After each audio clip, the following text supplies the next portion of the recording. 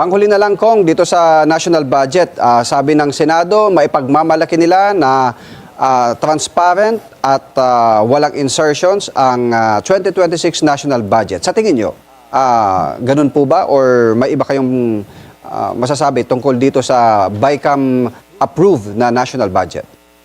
Depende po ano ang definition nyo ng insertion. Ang sabi kasi ng ibang insertion ay kung sikreto ang pagpasok ng proyekto. At tama naman na hindi na sikreto ang pagpasok ng mga proyekto sa BICAM kasi ipinapasok na lang ngayon mula pa lang sa agency submission sa National Expenditure Program. Kaya importante ang files ni Yusek Cabral kasi doon na nga po sa kanilang central office ginagawa ang mga insertions pero ang pinapalabas nila galing lang to sa mga engineer ng DPWH pero sa katunayan po ito po ay ipinapasa sa mga taga DPWH ng mga politiko.